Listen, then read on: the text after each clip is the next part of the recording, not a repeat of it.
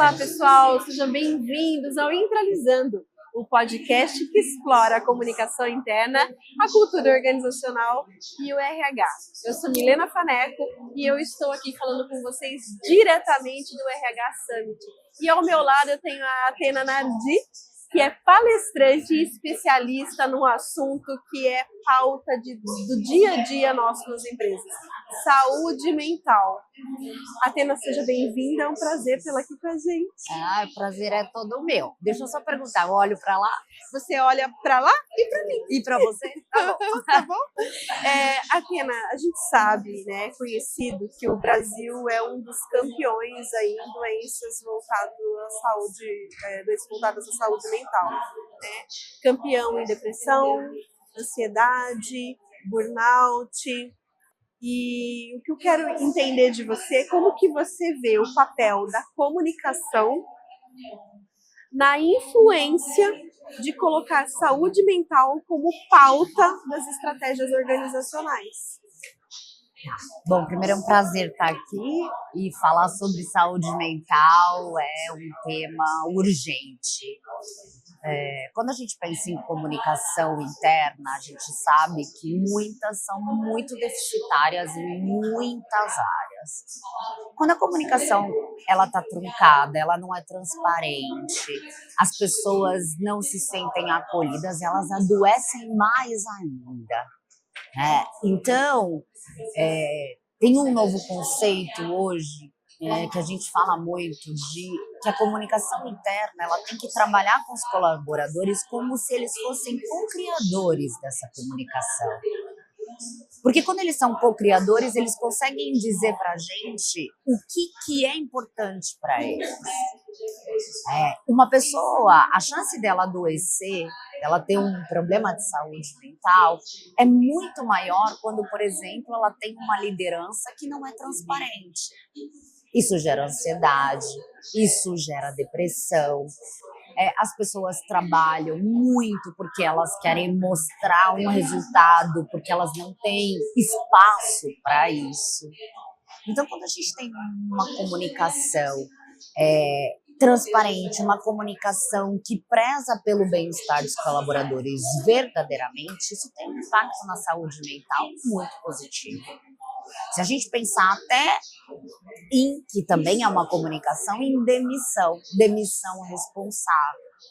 Quando você faz uma demissão, a maneira como você faz uma demissão pode definir o resto da vida de uma pessoa. Você tem algum percentual, algum estudo sobre isso? Olha, eu não vou te falar um percentual, mas tem muitos estudos. Porque uma demissão é um luto. Exatamente. Então, mesmo que você consiga um emprego, porque ela não tem só a ver com estar empregado, ela tem a ver, às vezes, com você passou uma vida inteira se dedicando à empresa. É uma ruptura. E a maneira como isso é feito, se não for humanizado e responsável, impacta diretamente. Você disse que o Brasil ele é campeão aí em muitas saúdes mentais. Eu até te falo que o mundo inteiro, o Brasil de fato, a gente tem muito burnout aqui no Brasil. Então, por exemplo, eu estou trazendo inovação para algumas empresas e as pessoas não têm tempo de usar a inteligência artificial de uma maneira inteligente que possa otimizar o tempo delas, porque elas estão naquela coisa de entregar, naquela coisa sem pensar. Exato. E assim, né? Muita informação o tempo inteiro. A gente tem medo de perder alguma coisa no meio do caminho. O que ficou para trás? Ai, meu Deus do céu, será que eu sei tudo? Será que eu aprendi tudo? Será que eu estou fazendo tudo? Será que eu já ouvi de tudo, né? E daí a gente incorre numa outra questão da comunicação, que é a infoxicação. O mundo já está entregando uma série de informações para essa pessoa e a gente vem na empresa e descarrega mais um monte. Sem segmentação, sem personalização, às vezes informações que ele nem precisa receber naquele momento. E daí o ser humano, quem está do outro lado, o colaborador, fica naquela, eu preciso abrir, eu preciso ver, eu preciso participar, mas verdadeiramente ele nem se engaja com aquilo, e ele já está adoecendo, né? E porque isso que você falou é um ponto muito importante, porque você tem essa infoxicação dentro das empresas, então, uma quantidade imensa para as empresas que ainda são híbridas ou home office, de reuniões desnecessárias. Exatamente. E aí você tem o quê? Você tem a inteligência artificial. A gente está vivendo uma revolução. Sim. E aí a gente tem que... A empresa te cobra que você use a inteligência artificial, só que as pessoas não têm tempo, ou seja, como se elas tivessem, além do trabalho delas agora, que dar conta de saber tudo de inteligência artificial. E aí, inteligência artificial, vê se você concorda comigo. A questão de, será que se eu treinar essa inteligência artificial e se eu começar a usar a inteligência artificial, amanhã ela vai me substituir? Porque você não deu a informação, né?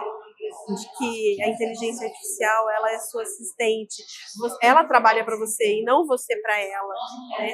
E às vezes ele até tem essa informação, mas ele talvez não tenha tempo de, sabe, introspectar aquilo, né? E acaba indo junto, né? De aprender. Eu tava com um amigo meu, ele é diretor da Deco, e aí ele tava dizendo que ele queria alguém para ir na empresa para ensinar o RH dele como usar a inteligência artificial. Por quê? Porque as pessoas não sabem. Eu estou fazendo um MBA na USP de negócios digitais e inteligência artificial. Quero te falar duas coisas sobre isso. E logo na primeira aula, o professor falou sobre a inteligência artificial, ela veio para quê? Para tirar tarefas repetitivas. Só que as pessoas ainda, elas não tiveram nem tempo de entender o que é. Todo dia aparece uma nova coisa nova, não dá artificial. tempo. E aí eu vou te contar uma experiência. São 600 alunos nesse MBA, gente do mundo inteiro. E aí na segunda aula, a primeira aula foi a apresentação, na segunda aula, eu estava no grupo deles, Milena, em 2 horas tinham 1.800 mensagens no grupo. Tudo que o professor falava, eles iam no chat GPT, um ótimo professor, um professor da USP, um cara com uma carreira, com uma autoridade no assunto. E eles passaram a aula inteira. Chegou uma hora, e aí acabou a aula, e aí a prova foi liberada, que a gente tem que fazer uma prova. Eles deram todas as respostas da prova pelo chat GPT no grupo. Eu falei, eu tô saindo do grupo, porque isso vai mais me atrapalhar. E aí eu pensei, olha só, essa quantidade de informação, você não saber usar essa inteligência artificial também vai adoecer muito. Também vai. Então a gente tem hoje uma revolução acontecendo, e aí puxando o gancho de saúde mental, que está adoecendo mais ainda as pessoas. Você falou, né, da infoxicação. Tem hoje uma patologia que se chama FOMO. Sim. Que é esse medo esse de medo de perder, de perder alguma coisa. Então as pessoas, eu te falo de pacientes, as pessoas ficam até de madrugada mexendo em um monte de inteligência artificial, testando um monte de coisa. Então a gente tem as redes sociais, a gente tem, ou seja, a pessoa não sabe. A gente é desafiado o tempo todo, O né? tempo inteiro. O tempo inteiro. Haja saúde mental, né? Haja saúde mental. E daí eu te falo, né? Como que, voltando no mundo corporativo, e a gente vai bater muito nessa tecla, como que a gente, quais temas que a gente precisa trabalhar de janeiro a janeiro, todos os dias, fazendo parte do nosso dia a dia. Quando a gente abre uma roda de conversa, primeiro, né? Abrir a roda de conversa já é um desafio, né? Abrir essas rodas, abrir o diálogo para a gente falar sobre saúde mental, que ainda é tabu para muitas empresas, né? E daí as empresas chegam em janeiro, fala do janeiro branco, daí vai lá para setembro, fala do setembro amarelo. E não fala sobre saúde mental, fevereiro, março, abril, maio, junho, julho, agosto, outubro, novembro, dezembro, não fala mais, né? E trata os colaboradores com saúde mental como probleminha, frescura, isso não vai dar em nada, mas não está olhando para os resultados, não está olhando para a falta de engajamento, para o alto turnover, absenteísmo, enfim. Tem uma série de indicadores aqui que a gente pode listar que impactam diretamente no negócio, né?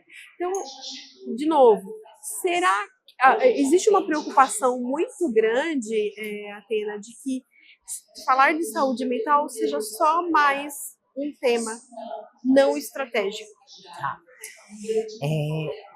Primeiro vamos falar que saúde mental é um tabu. Eu morei em Israel, então eu morei 10 anos em Israel. Saúde mental em Israel é a mesma coisa do que saúde física. Se você se afastar por depressão lá, ninguém vai te olhar de algum jeito. Você vai ter uma assistência incrível, porque para eles saúde mental é um problema de saúde. E ponto. E ponto, ninguém te julga, jamais você vai voltar de uma licença, de um burnout, de uma depressão, e você vai ser julgado ou tirado de um cargo por isso. Nunca. Quando você pensa em Brasil, você tem um tabu imenso em relação a isso. Então, assim, eu poderia passar aqui horas te contando casos de pessoas que se afastaram por burnout, depressão, por uma série de questões de saúde mental e quando voltaram foram mandadas embora. Um caso recente sobre algo que ninguém quer falar, que é suicídio. As pessoas me chamam muito para esses meses. Sim, setembro, né? Eu tenho uma especialização em suicídio, então as pessoas me chamam muito. E aí, recentemente, uma pessoa me contou que uma colega de trabalho dela passou por uma questão de tentativa de suicídio, ela se afastou. Quando ela voltou, todo mundo parou de falar com ela. De medo? De eu não quero falar. Mas aí que tá, é o estigma. É o estigma. A pessoa carrega um estigma. E aí, infelizmente, é uma história trágica, mas infelizmente o que aconteceu? A mulher ficou muito mal, deprimiu muito e acabou concluindo. Isso é terrível. Mas assim, o que você espera quando você tem uma tentativa de suicídio? Você ser acolhido. Eu dei uma palestra uma vez sobre uma grande empresa sobre esse tema e as pessoas não estavam prestando atenção, não estavam ouvindo, até que o CEO da empresa falou, bom, eu gostaria que vocês se atentassem e eu quero dar um depoimento. Eu gostaria de ter escutado essa palestra algum tempo atrás, porque ele tinha perdido o filho há 2 meses. Que forte, né? Então, assim, aí a gente está falando de um tema que ninguém quer falar. Mas é muito comum a pessoa volta de um burnout e ela é substituída. É porque ela carrega realmente esse estigma. E o fato das pessoas não quererem falar sobre isso é porque elas não sabem falar sobre isso. Exato, elas têm medo. Elas têm medo. E daí eu volto. Será que nós, comunicadores, não temos a responsabilidade de trazer esse tema e de trazer esse eu vou usar a palavra letramento porque eu acho que é isso mesmo, é educação, Sim. né? O que é? Quais são as consequências? Sim. Qual é o impacto? Como identificar? Porque às vezes o nosso colega do lado está passando por isso e a gente não sabe identificar. E ele, com medo do estigma, não levanta a mão. Não levanta. Por exemplo, quando eu vou falar em Setembro Amarelo, eu não uso slide, eu não dou dados. Eu falo o que é. 98% das pessoas com ideação suicida têm depressão.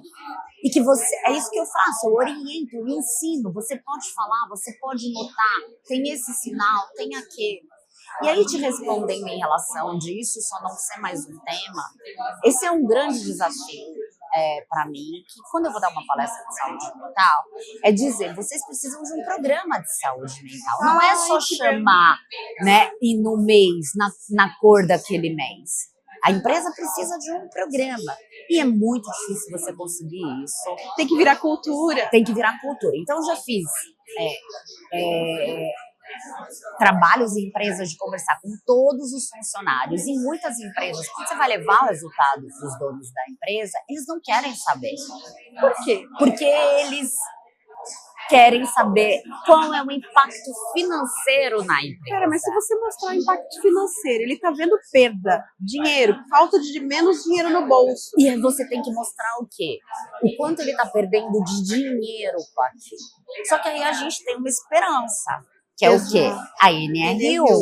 Então eu tô indo em empresas agora da palestra sobre a NR1 e as empresas estão se abrindo mais para que isso ocorra verdadeiramente. Tem que ser autêntico, Tem né? que ser autêntico. Senão não se sustenta, né, Não se sustenta. Porque agora elas vão ser obrigadas. E aí, muitas empresas vão adotar um programa de saúde mental porque elas não querem tomar multa. Algumas vão se conscientizar, mas ainda essas que vão adotar, porque eles não querem tomar multa, já traz um benefício muito grande. Isso que eu ia falar, é que nem quando o uso do cinto de segurança foi obrigatório. Exato. Né? Não, eu estou usando porque é obrigatório, até virar hábito. Hoje ninguém, pelo menos eu, do meu convívio, né? É automático. Você entra no carro, a primeira coisa que você faz é puxar o cinto de segurança. Exatamente, exato. A gente está construindo, É uma porque construção. a NR1, as empresas têm 1 ano para implementar. E um programa de saúde mental tem que ter um CRP, tem que ter um profissional por trás. Sim. Então, a gente vai fugir muito do quê? De contratar pessoas que vão falar sobre felicidade, sobre... Só que, de fato, não são profissionais da área. Então, quando você tem um programa de saúde mental numa empresa, você vai ter apoio psicológico, você vai ter plataformas que as pessoas podem fazer terapia, você vai ter palestras mensais sobre temas, inclusive que os funcionários podem sugerir. Então, o que acontece em muita palestra? Eu termino a palestra, as pessoas vão no meu LinkedIn me pedir ajuda. Atena, por favor, eu preciso de ajuda, eu tô assim, eu tô assado. Pessoas que já estão há anos doentes. E porque não tem espaço, nem na empresa e nem em casa para falar. Porque esse não é um tabu do mundo corporativo. Não, é um tabu da sociedade. É um tabu da sociedade. É um tabu da sociedade. E é impressionante isso. Eu trabalhei num grande laboratório farmacêutico que tinha um nicho voltado para a saúde mental. E os números eram assustadores. Sim. E quando a gente pensa em burnout, por exemplo, eu encontrei uma amiga hoje. E ela estava me contando que ela teve um burnout e ela estava muito mal, já estou tratando faz 1 ano e meio. E eu falei, amiga, calma. Um burnout, você demora muito tempo para tratar. Porque o que é um burnout? O burnout é um limite de estresse que você aguenta. Sim. Então, e ele foi considerado doença ocupacional. Doença ocupacional agora. Mas também é algo que é cultural ainda. Sim. Muita gente fala, que burnout, isso é frescura. Aqui no Brasil ainda tem uma cultura também do quê?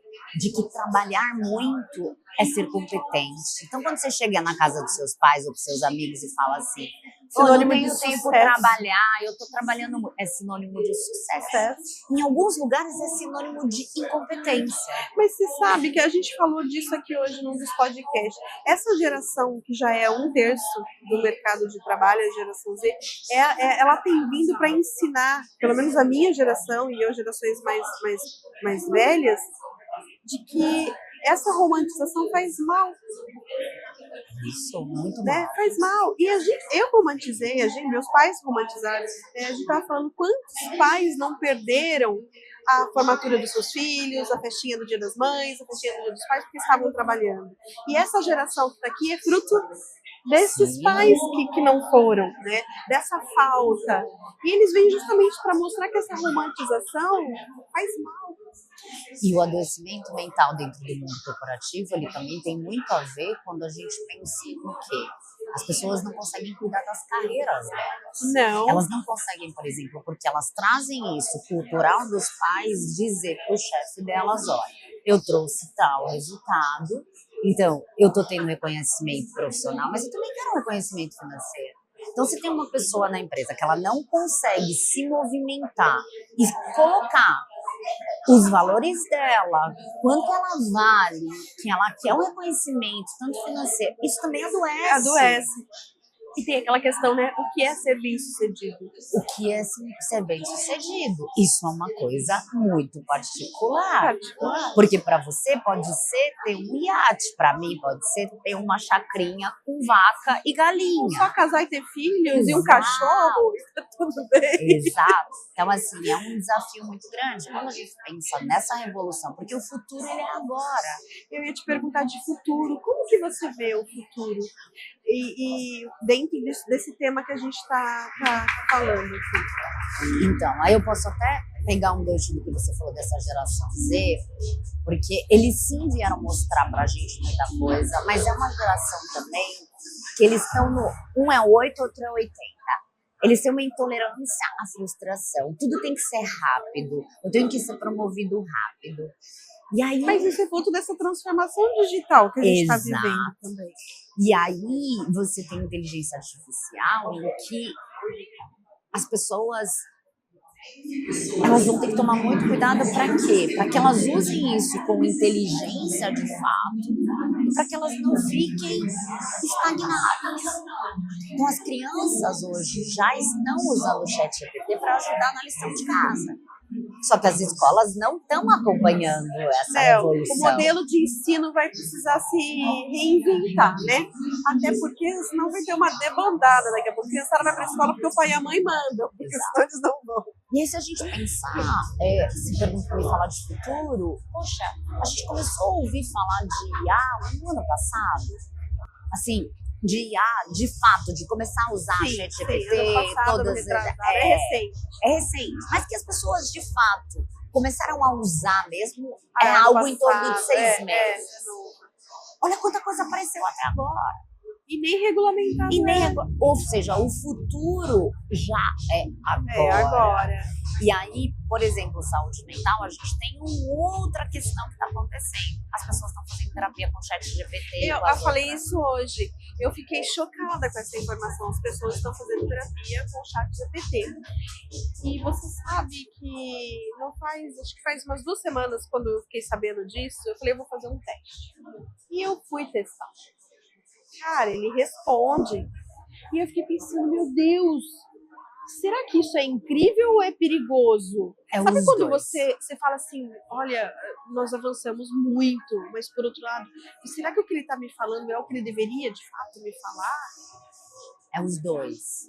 É incrível e é preocupante. Então, eu testei todas as inteligências. O melhor de todos é o DeepSeek.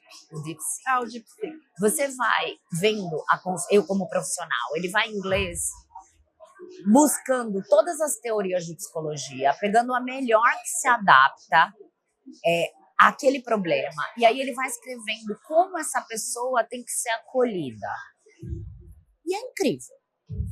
É incrível. Eu, como psicóloga, assim, os direcionamentos que ele traz é incrível. É incrível mesmo, porque a habilidade humana que só o ser humano tem é a empatia. Só que aí a gente está falando que o Deep pode te ajudar não no momento de crise. Se a gente voltar a uma ideação suicida, por exemplo, a inteligência artificial não está pronta para isso. Não, se você falar, por exemplo, de uma crise de pânico, uma crise de ansiedade, ele vai te acalmar. E ele pode te ajudar como um apoio emocional ali no dia a dia, mas ele não tem um processo terapêutico. Numa das minhas experiências, ele mandou eu procurar o CVV. Ainda bem, eu fiquei pensando, falei, poxa, ainda bem que ele mandou eu procurar o CVV. Sim, é o máximo que ele vai fazer. Só que às vezes não é só procurar o CVV. E você não constrói o quê? Porque você não tem um setting terapêutico. E somos humanos. Sim. Então você não constrói a terapia. Mas como apoio emocional, eu vou te dizer que funciona. E as pessoas estão cada vez mais solitárias. Então, elas vivem em sociedade, elas estão hiperconectadas, mas elas estão solitárias. O Mark Taui, agora, eu fui ver a palestra dele, eu adoro ele, e ele falou sobre algo que ele trouxe dos Estados Unidos, né, que se chama saúde social. Exatamente. Né? E foi muito legal ver a palestra dele. E aí ele falou que ele vai fazer uma palestra sobre esse tema, sobre a solidão. É uma solidão tão grande, porque vira e mexe as pessoas me procuram para dizer, por exemplo, que poxa, quando entrou a coisa do trabalhar em casa, a gente via isso como uma vantagem. Vou trabalhar em casa, e no começo foi bom. Vou fazer meus horários. Trabalhar de pijama. Isso gera uma solidão, muitas pessoas estão deprimidas. Por quê? Porque elas não veem as pessoas. E aí você está trabalhando em casa, você está nas redes sociais, cada vez tem mais coisa para você seguir, mais coisa para você fazer. Você está cada vez mais. Agora você imagina os adolescentes que viveram a pandemia e que tiveram suas aulas online, né? Que não saíram de casa, não socializaram e que a única diversão às vezes era o game, o celular. Esse é o profissional que vai estar aqui amanhã e que a gente está aqui para apoiar, para dar suporte, porque nós somos influenciadores. O exemplo arrasta. Nós somos o exemplo deles. Olha a responsabilidade. Você tem filhos? Eu tenho 2 adolescentes de 16 anos. Tá. Então eles já Foi estão por isso que eu falei. numa idade um pouquinho mais, mas eles são filhos da pandemia. São filhos adolescentes da pandemia. da pandemia. Sim. Eu tenho um de 8. E eu moro num prédio onde vários amigos da classe dele moram lá. Então, quando eles estão todos juntos, eu insisto muito para que eles desçam, vamos brincar. Porque senão o que eles fazem? Cada um no seu Nintendo, jogando e conversando no chat. É outra geração. É outra geração. Então, se você não controla, eles só têm 8. Eles estão o tempo inteiro nas telas, eles estão o tempo inteiro só se falando. E aí muitos pais falam, pô, meus filhos falam comigo pelo WhatsApp dentro de casa. Então, é uma geração que a gente ainda não sabe. Eu acho que a gente tem um papel aí de desconstrução daquilo que foi construído recente. Exato. Né? Para poder garantir adultos mais saudáveis do ponto de vista de saúde mental amanhã. Exatamente. Por quê? Porque eles são muito espertos. Até ouvi uma palestra que o professor falou, o mundo não quer mais gurus agora, quer guris. Agilidade deles. Só que isso tem um custo emocional muito grande. Sim. E aí a gente vem também de um país, de uma cultura, isso em muitos lugares do mundo inteiro, em que não se ensina sobre emoções nas escolas. Não ensina.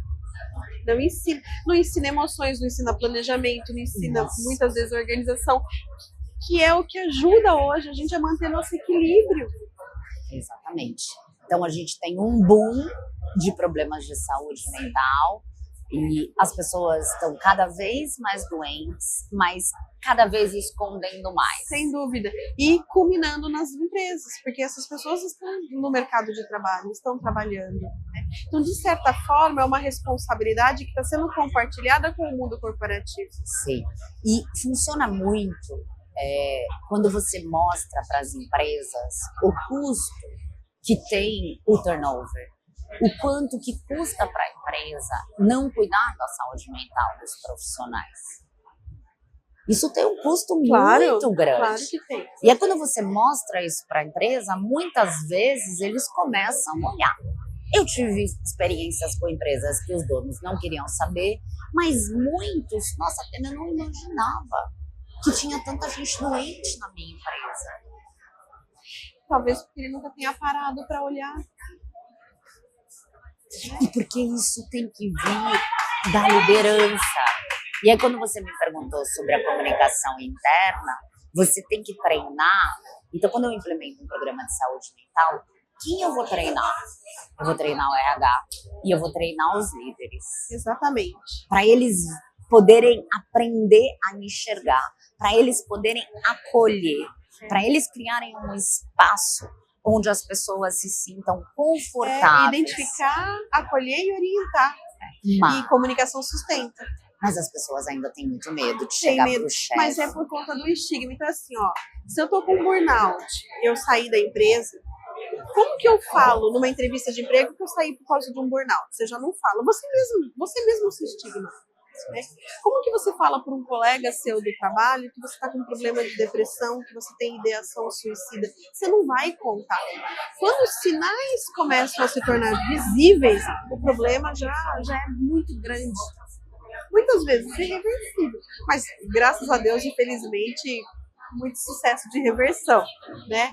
Mas os dados estão aí. E hoje a gente tem celebridades contando, eu estou deprimido. Eles têm um papel social. Um papel social importantíssimo de ajudar, né? E é verdade mesmo. E eu acho que hoje as pessoas estão aprendendo a ser vulneráveis. A ser vulneráveis não, a mostrar as suas vulnerabilidades. Porque eu acho que o mundo está cada vez permitindo isso e porque é uma coisa que é uma necessidade tão grande que as pessoas estão explodindo. Eu ia usar essa palavra. Sabe aquela coisa que você quer gritar, você quer arrancar do peito e falar, cara, né? É isso. É isso. E Eu encontrei muitas pessoas aqui e por eu ser uma profissional de saúde mental, as pessoas acabam compartilhando comigo, né? Poxa, eu tô muito estressada, Desabafando. eu não tô dormindo, eu tô com insônia crônica. E aí as pessoas vão o quê? Elas vão pra medicação, nada contra a medicação para dormir, ela é muito útil, ela é necessária em muitos casos, mas aí vira aquela banalização do Rivotril, ou então a bebida alcoólica. Exato. Ah, tô bebendo vinho todo dia, o que você tá Ou tomando? então desenvolve um outro toque, ou outro tipo de compulsão. Então, assim, por quê? Porque, não, mas eu preciso Válvula sobreviver, de escape, eu preciso dormir. Válvula de escape. E olha a importância da gente identificar isso e de pedir ajuda antes, porque às vezes a explosão ela pode ser prejudicial e a gente não sabe a reação das pessoas, cada uma reage de um jeito. Um pode sair matando, o outro pode pular, o outro pode matar, enfim. E sabe o que eu sempre falo? Pedir ajuda não é fraqueza. Claro que é um não, ato de coragem. Coragem. E se você toma um remédio pro coração, eu tive um mentorando que ele estava com depressão, ele precisava muito tomar medicação e ele tinha um problema no coração. E aí, quando eu disse pra ele, e ele estava muito resistente à medicação, e ele precisava muito. E aí, quando eu disse pra ele, poxa, mas você é super comprometido com o seu problema no coração, você toma a sua medicação, você vai sempre no cardiologista, eu acompanho isso. Por que com o seu problema de saúde mental você tem tanta resistência? Que é o que eu te falei. Existe a pessoa ter preconceito dela mesma? Claro, não só preconceito dela mesma, como vergonha. Ela esconde. Por quê? Porque saúde mental ainda está associada ao quê? Fraqueza, aceitação, preguiça. Tá com depressão? Ah, porque não tem problema. Vai lavar um tanque de roupa. Gisele Bündchen teve depressão, queria se jogar do 3º andar da casa dela. Ela escreveu um livro. Depressão é uma doença. É verdade, a gente ouve, vai lavar a louça, né? Tá assim que não tem problema, vai arrumar o que fazer. É verdade. E isso é uma coisa que tá enraizada em muitas pessoas. Quem que te ouve de verdade quando você fala assim, poxa, não tô bem, eu só tô pensando coisa ruim, eu não tenho vontade de fazer nada. Pô, levanta, vamos sair. Não tem nada a ver com depressão. Mandar uma pessoa que tá deprimida fazer exercício físico é a mesma coisa que você mandar uma pessoa que tá com a perna quebrada sair correndo. É uma doença, é químico. Você precisa de um médico. E as pessoas acham que não, é só a pessoa ter força de vontade. Aí a gente tem o que também, que é muito importante falar. Uma ditadura da felicidade dos gurus de autoajuda, que eu brinco que eles só ajudam eles mesmos ganhar muito dinheiro, dizendo que tudo depende da sua força de vontade. Força do seu pensamento. Do seu pensamento. Você tem genética, você tem ambiente, você tem uma série de questões para você desenvolver uma questão de saúde mental. Aí você tá falando aqui, né? E eu, como comunicóloga, eu só fico pensando, cara, olha a minha responsabilidade. Eu preciso dar letramento, eu preciso informar. Eu preciso ser insistente, consistente e frequente nas minhas informações para poder conscientizar, ajudar as pessoas a se identificar e a identificar o outro e saber acolher. Porque isso é importante. Se eu não sei acolher, eu posso piorar a situação.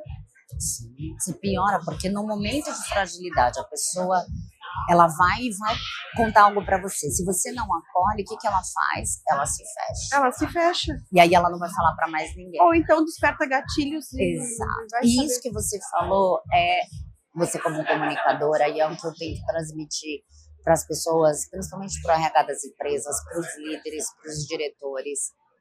Vocês têm que aprender. Fala olhando para eles agora. Você, dono de empresa, líder, RH, você tem que aprender. Saúde mental é fundamental. Você tem que aprender que os seus colaboradores, eles precisam cuidar da saúde mental deles. De verdade. Exatamente. Não só para colocar lá no site da empresa, saúde mental, diversidade. Não. Isso precisa acontecer de fato. De forma genuína, autêntica, verdadeira.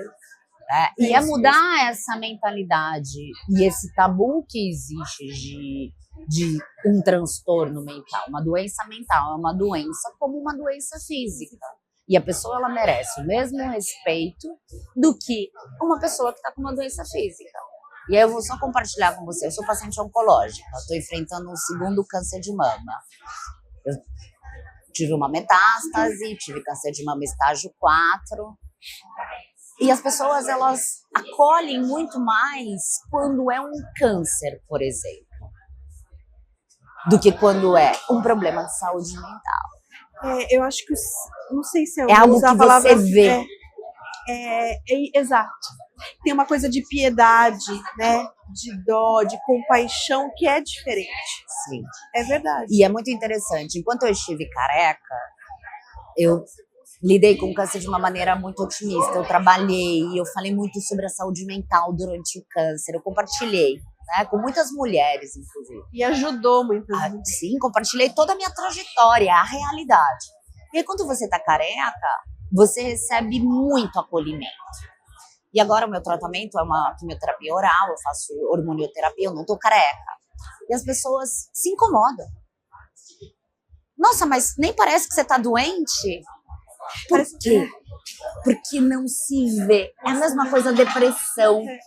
Como é que você tem um exame que comprove a depressão? As pessoas se compadecem com a dor do outro. E quando você tá careca, tá ali, né? É quase que um rótulo que você Exato. carrega. Estou com câncer. E as pessoas, elas já te dão uma sentença, né? E na doença mental, não. Porque ela é invisível. Exato. Muitas vezes. Exato. Ela é silenciosa. Ela é silenciosa e não tem como você medir. Você não mede. Como é que você mede um ataque de pânico? Uma pessoa que ela não consegue respirar. A sensação de uma pessoa que tem crise de ansiedade é que ela está morrendo. Sim, sim. Ativa lugares no cérebro dela de luta e fuga. Exatamente. Exatamente. Só que como que você... Se tem como mostrar no exame? Não, e a gente acaba banalizando isso. É frescura. Frescura. Daí vem o estigma que a gente carrega. Exato. Então a gente tem um longo trabalho. E engraçado, né? Eu me lembro que eu aprendi não faz muito tempo algumas frases que a gente não deve falar nunca. Aquela menina é doida de pedra, né? Ela tá maluco da cabeça. A gente fala isso o tempo todo, né? E como essas falas são problemáticas. Porque é por isso que a gente traz o problema da saúde mental como estigma. Exato. Por conta disso. É cultural e é estrutural. E é muito legal você ver o quê? Que muitas falas, não só em relação à saúde mental, mas em relação a muitas outras questões, a preconceito, a xenofobia, a homofobia, muitas questões tem muitas. estão sendo proibidas. E, poxa, não, essa frase aqui não existe, não cabe mais. Mas eu sempre usei. Acabou. Já deveria ter aprendido que isso não funciona mais. Sim, e é sempre tempo de aprender. É sempre tempo de aprender. E a gente está caminhando e eu estou muito esperançosa de que a NR1 vai trazer essa ajuda para as pessoas. Que bom. Você que me quer as empresas queiram, quer elas não queiram. É lei agora. Como é? Na dor ou na felicidade ou na dor, na saúde ou na doença, né? E essa analogia que você fez do cinto de segurança é algo que eu tenho muita esperança. E você sabe que você, como especialista, falando que tem esperança, você deixa a gente esperançosa. Eu tenho muita esperança e eu amo o que eu faço. Muito bom. Ó, a gente vai partir agora para o nosso saco misterioso. É o seguinte, eu vou aqui dar uma mexidinha, você vai tirar um papelzinho e você vai ler essa questão. Vamos lá. Qual que é a pergunta? Tchau, tchau, tchau. Um livro que te transformou. Nossa, tantos, eu amo ler. Quando eu tinha uns 12 anos, mais ou menos, meu pai sempre falava de um livro que se chama Cartas a um Jovem Poeta, do Rainer Maria Rilke. Meu pai era médico, ele foi meu herói, e eu queria muito ser médica. E ele falava para mim, filha, quando você for escolher a sua profissão, Rainer Maria Rilke é um jovem que ele está em dúvida se ele segue a carreira do pai ou se ele escreve. Ele manda uma carta para o Rainer e ele diz que ele está em dúvida. A Rani responde para ele que ele tem que se perguntar se ele pode viver sem escrever. Se ele puder, ele não tem nem o direito de fazer. E meu pai sempre falava, eu sou apaixonada por esse livro, e hoje eu posso te dizer, eu não posso viver sem ser psicóloga. Eu não consigo imaginar a minha vida sem ser psicóloga. E ajudar as pessoas. E ajudar as pessoas. E é esse seu propósito? Com certeza.